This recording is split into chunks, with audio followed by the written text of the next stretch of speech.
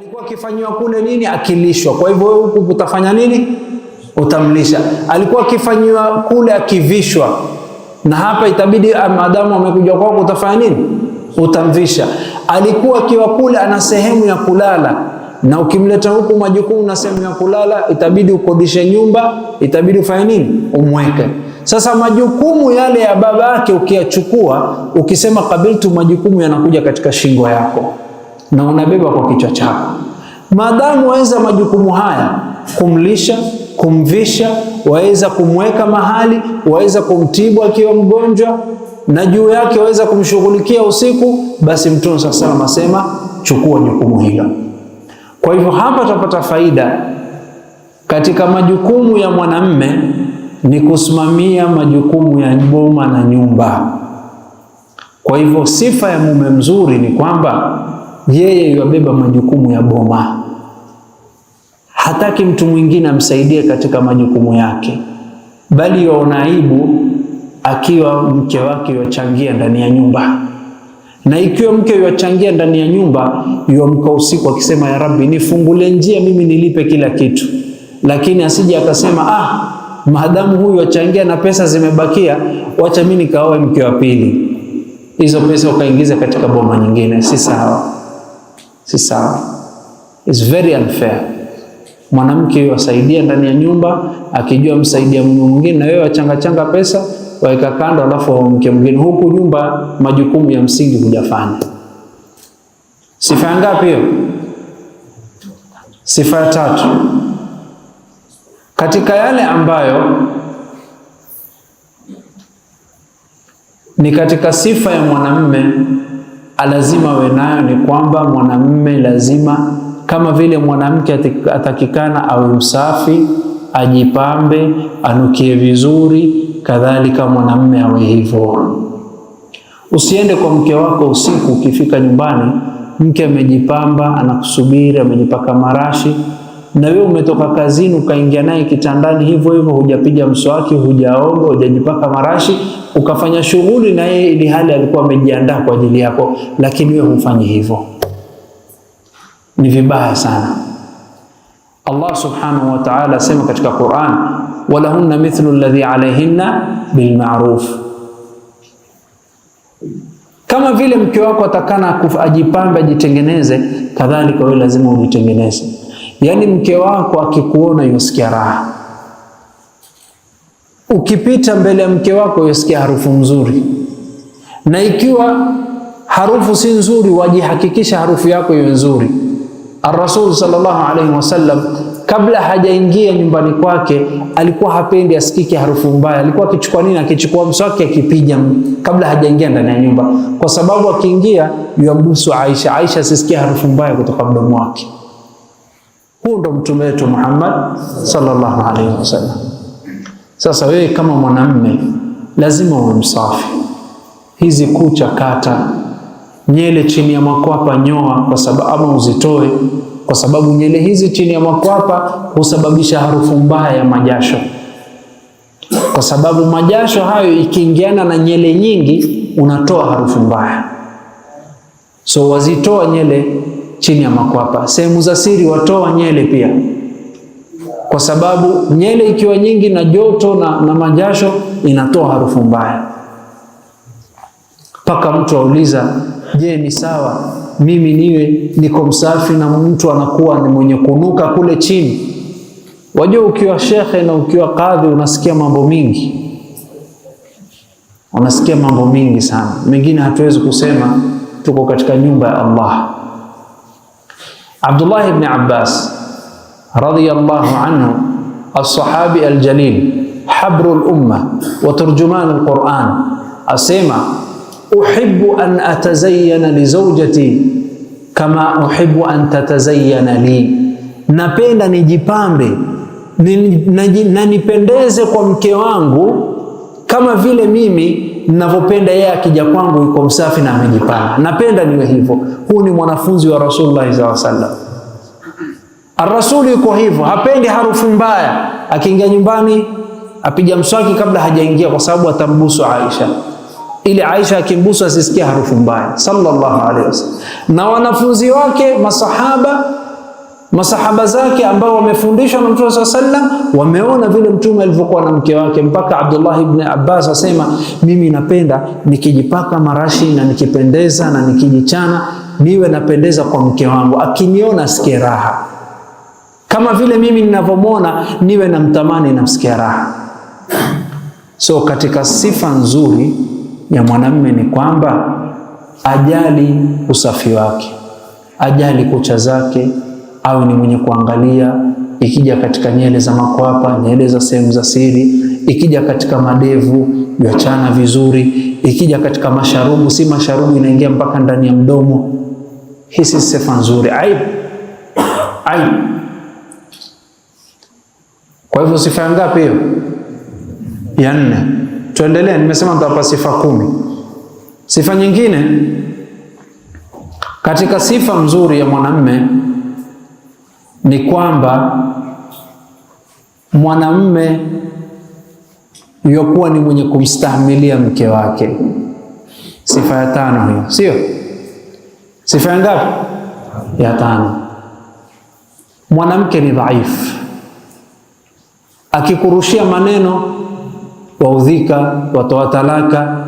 La, sifa ya mwanamume, maadamu Allah amemfanya yeye ndo rajal, mwanamume ndani ya nyumba, basi atakana awe na shock absorber, awe ni mweze kubeba mengi. Mwanamke ndo hawezi kubeba mengi, na watakikana kumstahimilia mke wako aibu zake na upungufu wake, kwa sababu mwanamke uliyemuoa si malaika, kumaanisha lazima ana makosa, sio? Uliyemuoa ana upungufu. Sasa kuna mambo ni mazuri yuko nayo, na kuna mambo ambayo si mazuri yuko nayo. Na kwa taarifa yako, kila mtu yuko hivyo, kila mtu yuko hivyo. Imam ana mambo mingi mazuri, na kama mwanadamu lazima na upungufu. Mimi kama imam na mambo mazuri, na lazima na aibu na upungufu. Hakuna aliyekamilika dunia hii, na mwanamke kadhalika ni hivyo. Lakini shida ni kwamba shetani katika maisha ya ndoa hakuoneshi mazuri ya mke wako ama mume wako, ni kuonesha zile aibu ndogo ndogo, na iwafanya kwamba mwanamke huyu hana faida kwa sababu ya kosa hizo. Na Mtume Muhammad sallallahu alaihi wasallam amemsifu mwanamume mzuri aliyekuwa ndani ya ndoa ambaye ana sifa hii. Sifa gani? Asikizeni kama ilivyokuja katika sahihi Muslim. Asema sallallahu alaihi wasallam, la yafrak mu'minun mu'mina in kariha minha khuluqan radiya minha akhar. Asema Mtume Muhammad sallallahu alaihi wasallam, asichukie mwanamume aliyemwamini Mwenyezi Mungu, asimchukie mke wake eti kwa sababu ana upungufu, asimchukie kwa sababu ya hiyo. Kisha asema Mtume Muhammad sallallahu alaihi wasallam, in kariha minha khuluqan radiya minha akhar. Ikiwa kuna tabia fulani hupendi juu ya mke wako, ni mwanadamu, lazima atakuwa na upungufu. Ikiwa kuna aibu fulani hupendi juu ya mke wako, kuna mengi mazuri yuko nayo, asema Mtume sallallahu alaihi wasallam. Kwa hivyo usimchukie mwanamke aliyemwamini Mwenyezi Mungu na ni mke wako, usimchukie. Narudia maneno ya Mtume Muhammad sallallahu alaihi wasallam, sifa ya mwanamme ambaye ana sifa nzuri, la yafrak mu'minu mu'mina in kariha minha khuluqan radiya minha akhar. Hapasi mwanamme aliyemwamini Mwenyezi Mungu amchukie mke wake eti kwa tabia moja au mbili aliyekuwa naye mbaya.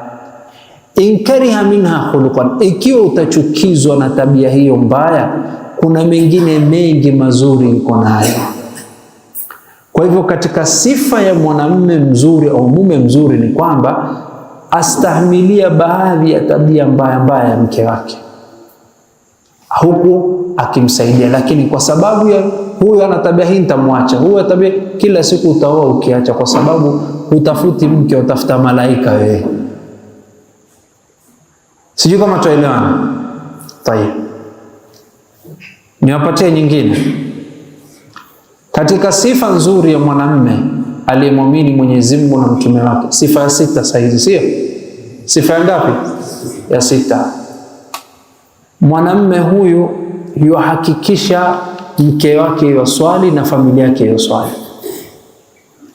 Na kwa hakika ukiangalia mpaka yeye mwenyewe ndio yoswali, ndio yaweza kumwambia mke wake aswali na watoto wake, si ndio? Sasa hivi sasa hii ni sifa ambayo si ati kwamba yuatakana we nayo, tayari yuko nayo yeye mwenyewe, ana sifa ya kuswali, lakini yataka sifa hii ya kusimamisha swala aliyokuwa nayo ipatikane katika boma yake, nyumba yake, mke wake na watoto wake. Lazima hizi sifa zipatikane kwao, na atahakikisha kwamba waswali. Hii ni katika sifa za mume mzuri. Asema Mtume Muhammad, asema Mwenyezi Mungu Subhanahu wa Ta'ala katika Qur'an, kama ilivyokuja katika sura Taha, wa'mur ahlaka bis-salati wastabir 'alayha la nas'aluka rizqan nahnu narzuquk wal 'aqibatu lit-taqwa. Allah asema waamrishe familia yako wasimamishe swala, mke wako na watoto wako waamrishe. Katika sifa za mume mzuri ni kwamba yuhakikisha swala inasimamishwa ndani ya nyumba yake, mke wake yaswali na watoto wake wanaswali. Wa'mur ahlaka bis-salati wastabir 'alayha, na uwe na subra katika kuwakumbusha kila saa. Si kitu unamkumbusha mara moja unamwacha. Leo umesikia darsa, lazima uamrishe watoto waswali. Kwa hivyo kesho, leo usiku unaambia nyinyi mmeswali, asubuhi nyinyi mmeswali, lakini baada ya wiki moja unasahau. La, yataka kila siku uwe na subra katika hili jambo mpaka pindi watakaposimamisha swala kisawasawa. Wastabir 'alayha. Kitu cha kwanza mu'min, kitu cha kwanza mwanamume mzuri aliyemwamini Mwenyezi Mungu hufanya akiingia nyumbani kwake, haulizi chakula iko wapi juu ya meza, uliza mmeswali leo? That is the first thing mwanamume huuliza. Mu'min, mume mzuri, kitu cha kwanza uliza akiingia nyumbani kwao, mmeswali? Watoto mmeswali? Mama mmeswali? Nilikuwa naandaa. Ambia wacha nenda kaswali alafu uje uandae. Haulizi chakula iko wapi, hii nani amevunja, hii nani ameharibu. La, mume mzuri kitu cha kwanza anauliza akiingia nyumbani, auliza mke wake umeswali? Watoto mmeswali? Muangalia TV nyinyi mmeswali? Wa'mur ahlaka bis-salat, waamrishe familia yako waswali. Wastabir 'alayha, na uwe na subra katika hili jambo, tena subra hali ya juu, kwa sababu si kitu ya kufanya siku 2 siku 3, ni kitu ya kufanya kila siku. Na ukifanya hivyo, wewe waswali, mke wako yaswali, watoto wanaswali, boma yako watu wanaswali, hata akija mgeni humwonei haya, wauliza na mgeni ameswali? Lazima uulize. Usiseme mtoto mdogo huyu. Ar-Rasul sallallahu alayhi wasallam alipata mgeni nyumbani kwake, kijana mdogo Abdullah ibn Abbas. Huyu alikuja kwa nyumba Mtume sallallahu alayhi wasallam kwa anti yake Maimuna. Sasa Maimuna binti al-Haritha, mke wa Mtume Muhammad sallallahu alayhi wasallam, na Abdullah ibn Abbas mamake ni mandugu, Ummul Fadl binti al-Harith. Kwa hivyo alikuwa akienda kwa boma Mtume sallallahu alayhi wasallam, akienda kwa sababu yule alikuwa ni mamake mdogo. Mke wa Mtume na mamake ni mandugu, Ummul Fadl binti al-Harith na huyu Maimuna binti al-Harith. So Abdullah ibn Abbas radhiyallahu anhu, kando na kwamba yahusiana na Mtume, alikuwa haendi kwa wake wengine wa Mtume, alikuwa kwa yule ambaye ni mamake mdogo. Akilala usiku akitaka kuangalia ar-Rasul yaswali namna gani, akimtayarishia wudhu, akimtayarishia mswaki. Siku moja Mtume sallallahu alayhi wasallam ameamka kuswali swala usiku, aona ashaekewa maji, ashaekewa kila kitu. Uliza, nani amenifanyia hivi? Aambia ni Abdullah ibn Abbas amekufanyia. Ar-Rasul yafurahi, yomwombea, na dua hizo zikampata. Lakini siku moja akija amuuliza mke wake Maimuna, mtoto ameswali? Abdullah ibn Abbas ameswali, sijamuona msikitini, ameswali? Akaambia naam, ameswali. Kwa hivyo si masala ya watoto wako peke yako, ni masala anaingia kwa nyumba yako lazima aswali. Na ukiwa katika hali hii ndani ya boma yako watu wanaswali, wewe ni mume mzuri, na utakuwa umejiletea baraka ndani ya nyumba yako. Na baraka kubwa utakayopata ukisimamisha swala wewe na mke wako na watoto wako na yoyote anaingia kwa boma yako anayeswali, Allah anafungua milango ya riziki.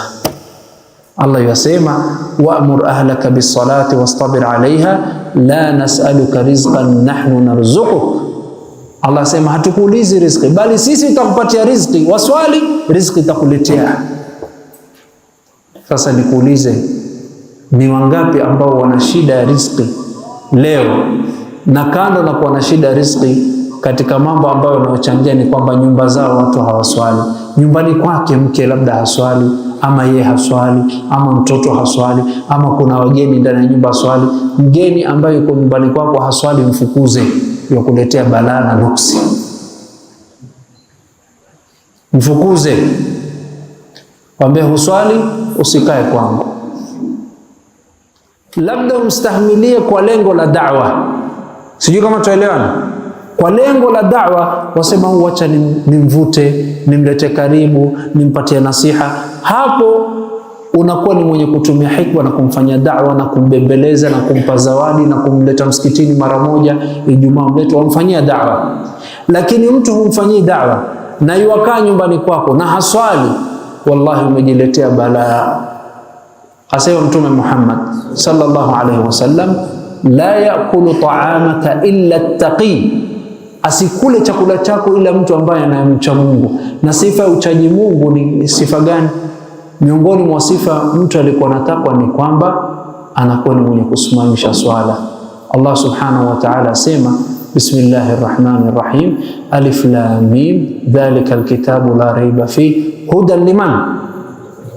Katika sifa ya muttaqin, alladhina yu'minuna bil ghaibi wa yuqimuna as-salah. Wa yuqimuna as-salah, ambaye hasimamishi swala hana taqwa. Na Rasul asema la yakulu ta'amaka illa attaqi, asikule chakula chako mtu ambaye hana taqwa, na asiyeswali hana taqwa. Ikiwa utamlisha, labda ni kumkaribisha na kumfanyia wema na kumfanyia ihsani ili wamvuta karibu. Da'wa humfanyii na amekaa ndani ya nyumba, toka mwambie yule ambaye hamtaki Allah na mimi simtaki. Nafikiri leo, sisemi leo muende mkafukuze watu Sina kunaona kuna watu wengine ni kama ambao wanafurahi wanaenda kufukuza mashemeji zao nyumbani. La, mwanzo fanya da'wa. Kwa hivyo sifa nyingine ni kwamba katika sifa ya mume mzuri ni kwamba yasimamisha swala ndani ya boma. Katika mambo ambayo yatakikana mwanamume awe nayo ni kwamba Mwenyezi Mungu akimsahalishia mambo yake na akimfungulia, basi naye pia anamfurahisha mke wake na watoto wake. Duniani usiwe mchoyo kwa nafsi yako. Kama Allah amekupatia, alhamdulillah, vaa nguo nzuri. Mtume Muhammad sallallahu alaihi wasallam alimwona sahabi mmoja vile alivyovaa, akamwambia wewe ulikuwa na mali fulani? Akamwambia naam ya Rasulullah, niko nayo. Akamwambia kwa nini huvai vizuri na Allah amekuneemesha? Ya Rasul. Akamwambia sikiza. Mtume akamwambia Mwenyezi Mungu yupenda akikupa neema, hiyo neema ionekane kwako. Sasa wewe umepewa neema, lakini vile ulivyovaa mtu aweza kukupatia sadaka msikitini. Sijui kama tuelewana. Vile ulivyovaa mtu aweza kukupatia sadaka msikitini. La, hivyo sivyo alivyotufundisha Rasulullah sallallahu alaihi wasallam. Ar-Rasul sallallahu alaihi wasallam asema inna Allah idha an'ama ala 'abdin yuhibbu an yara athara ni'matahu alayhi. Mwenyezi Mungu yupenda anapomneemesha mja wake ile neema ionekane kwake. Mavazi yako, vile ulivyokaa, acha ionekane. Allah yufurahi kwamba amekuneemesha, lakini wewe bila kujionyesha, bila kuwa fakhri, bila kuwa kibri, wataka Mwenyezi Mungu aridhie. Akaambia yule sahaba, sikiza, Allah amekuneemesha, usijifanye kama maskini ukavaa nguo ambayo haingii akili. Vaa vizuri, kaa katika hali nzuri, usijifanye uchoe nafsi yako. Hilo ni jambo la kwanza. Jambo la pili katika sifa ya mume mzuri Akiwa hana huwa na subra, lakini siku akipata atawafurahisha familia yake. Siku ukipata, wewe tia nia, siku mimi nikipata familia yangu watakula raha, nitamfurahisha mke wangu, watoto nitawafurahisha, waneemesha watoto wako. Hii ni katika sifa ya mume mzuri. Kwa nini? Kwa sababu ar-Rasul sallallahu alaihi wasallam asema khairukum khairukum li ahli wa ana khairukum li ahli, mbora wenu ni yule ambaye anakuwa ni mzuri kwa familia yake. Lakini utaona watu wakipata kitu wanafurahisha watu nje, wafurahisha marafiki, na kuna watu wako tayari kumfurahisha kila mtu isipokuwa bibi yake. Anasema mwanamke hana ihsani, hata nikifanya vipi yuko pale pale, kwa hivyo hakuna haja ya kumfurahisha. La, wewe ukifanya hivyo wafanya kwa ajili yake, wafanya kwa ajili ya nani? Allah subhanahu wa ta'ala. Hivi ndo mtume wetu alivyokuwa. Na Abdullah ibn Umar radhiyallahu anhu, Abdullah ibn Umar radhiyallahu anhu, mtoto wa Umar bin Khattab radhiyallahu